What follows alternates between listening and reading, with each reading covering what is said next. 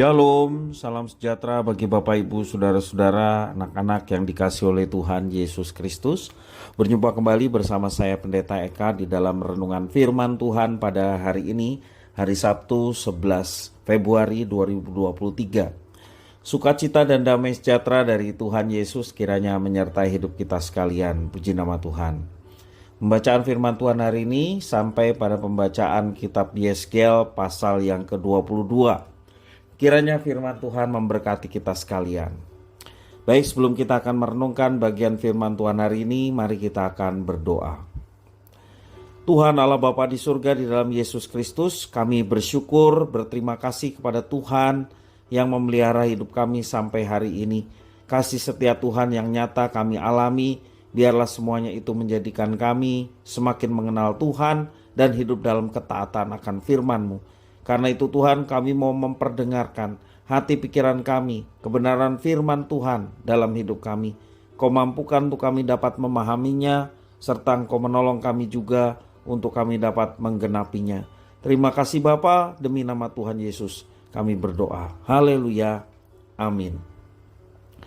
Bapak Ibu Saudara-saudara yang dikasihi oleh Tuhan Yesus Kristus, Tuhan Allah Israel adalah Allah yang maha bijak dan maha kuasa, karena dialah sejatinya Allah, yakni Tuhan Allah Israel. Saat ia menjatuhkan hukuman, semuanya itu memiliki dasar keadilannya. Kita perhatikan bahwa kebebalan dan ketegar tengkukan membuat bangsa Israel tidak mengetahui mengapa mereka mengalami hukuman dari Tuhan. Dalam hal ini Tuhan melalui mulut Yeskel membongkar semua aib yang dilakukan oleh umatnya. Yerusalem tidak lagi dikenal sebagai kota yang suci untuk nama Tuhan yang berdiam di sana. Orang-orang Israel tidak disebut dengan bangsa yang kudus.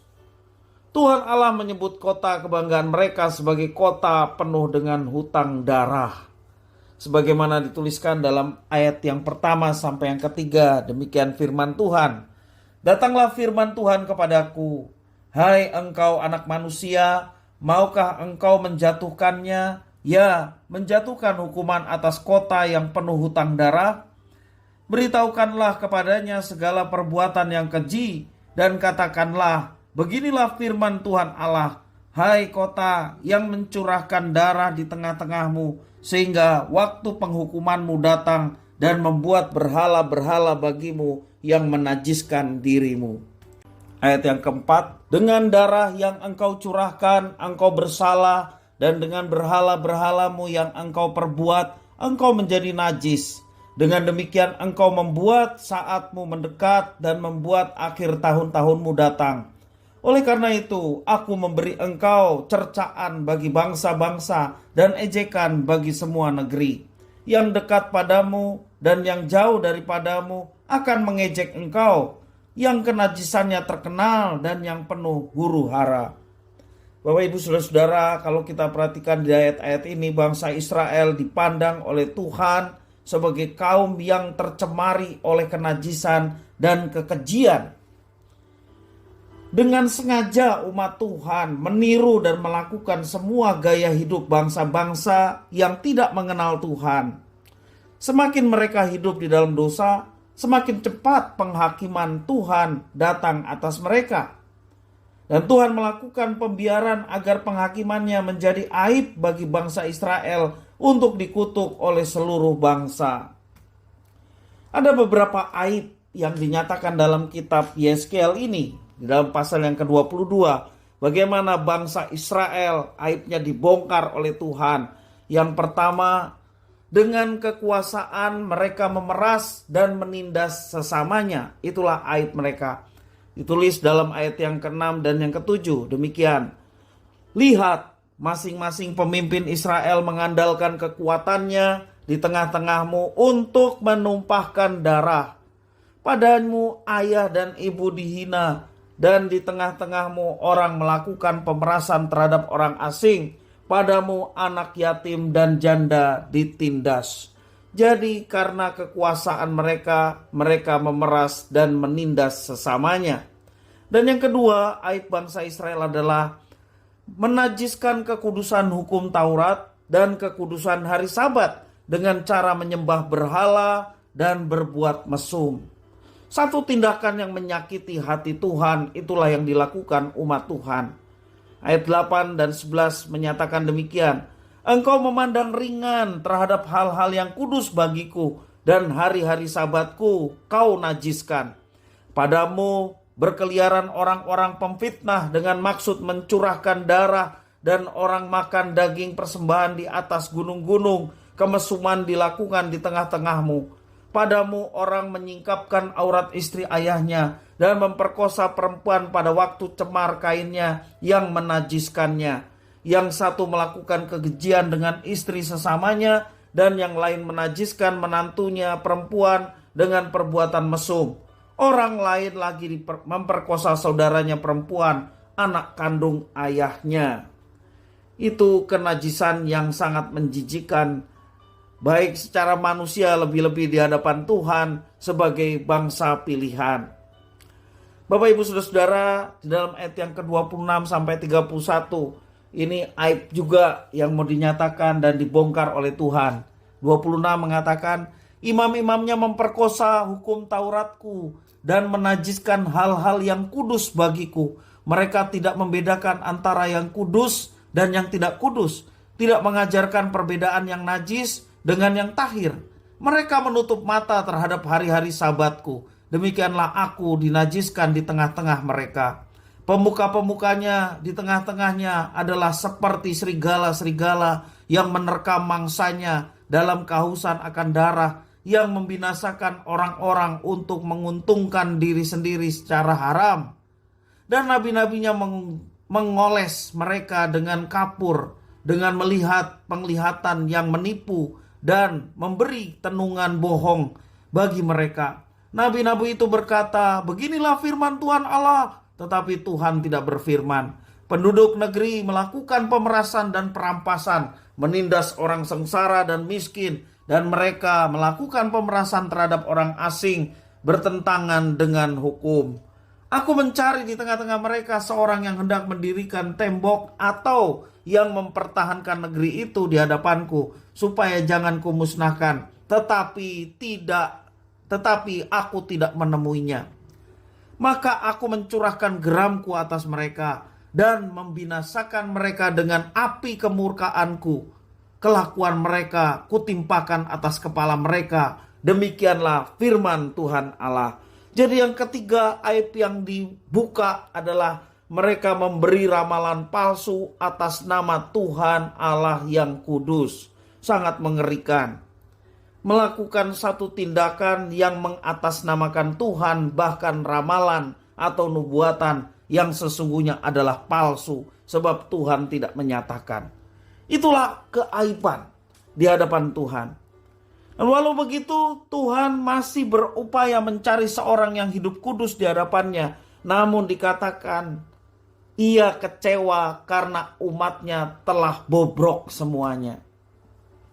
Sebagai konsekuensi, geram dan api murka Tuhan ditimpakan atas umatnya. Walau telah dibuang di tengah-tengah bangsa lain, apa yang terjadi? Mereka juga tidak mau bertobat, melainkan kehidupannya semakin bejat. Dan itulah yang sangat-sangat menyakitkan hati Tuhan. Perilaku mereka dilukiskan dengan kotoran logam. Dalam ayat 14-18 dikatakan demikian. Seperti kotoran logam atau sanga yang tiada gunanya selain dilebur sampai lenyap.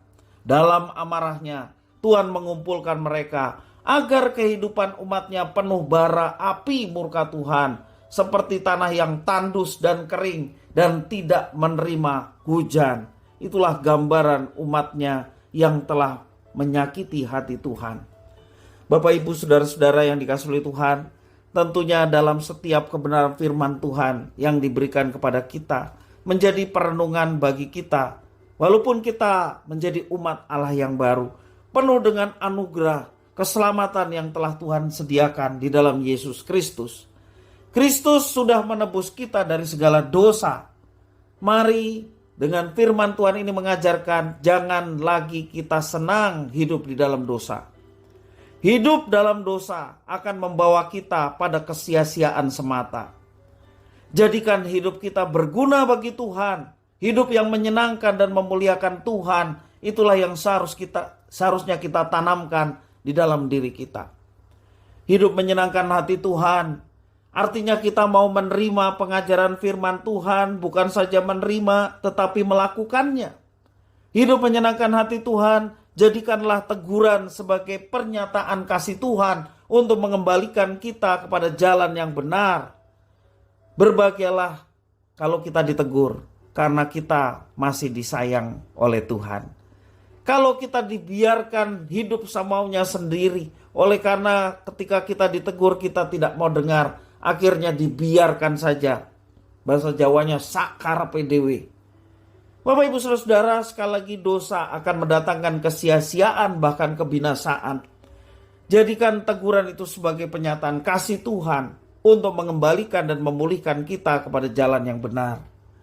Dan yang terakhir Bapak Ibu Saudara, hidup menyenangkan Tuhan adalah sebagai orang percaya kita mau menyaksikan Tuhan di dalam kehidupan kita sehingga sedapat mungkin banyak orang yang mengenal Tuhan yang benar, yakni Tuhan di dalam Yesus Kristus yang kita puji, kita sembah. Tuhan yang menyelamatkan, yang mengampuni dosa dan menuntun kita hidup benar. Bapak Ibu Saudara-saudara, menyenangkan hati Tuhan. Tuhan ingin supaya setiap orang berdosa, bertobat dan mendapatkan jalan keselamatan. Dan tugas itu dipercayakan kepada kita. Jangan justru kita seperti bangsa Israel ikut-ikutan orang lain. Ikut-ikutan orang yang tidak mengenal Tuhan. Tetapi justru hidup kita seharusnya memperkenalkan Tuhan melalui kehidupan kita. Sehingga sedapat mungkin banyak orang turut diselamatkan sebagaimana Tuhan menyelamatkan kita. Kiranya firman Tuhan memberkati kita sekalian. Mari kita berdoa. Tuhan Allah Bapa di surga, di dalam Yesus Kristus, kami bersyukur berterima kasih atas firman Tuhan. Mampukan kami menjadi pribadi yang menyenangkan hati Tuhan, bukan justru menyakiti hati Tuhan karena perbuatan-perbuatan kami. Kami bersyukur atas pilihan Tuhan, dan kami mau setiap pengajaran firman Tuhan kami mau terapkan dalam hidup kami. Bahkan ketika kami sudah menyimpang dan kami ditegur, kami berterima kasih dan bersyukur, dan kami bertobat. Kemudian kami melakukan tindakan yang berbalik arah menjadi pengikut Tuhan yang setia. Demikian kami mau menjadi saksi Tuhan. Dan kami percaya bahwa Tuhan memilih kami untuk kami menjadi saksi Tuhan. Roh Kudus yang memperlengkapi kami untuk kami menyaksikan bagaimana Tuhan berkarya dalam hidup kami. Sehingga hidup kami menyenangkan hati-Mu. Terima kasih Tuhan, inilah diri kami. Kami siap sedia menjadi pelaku-pelaku firman. Demi nama Tuhan Yesus kami berdoa. Haleluya. Amin.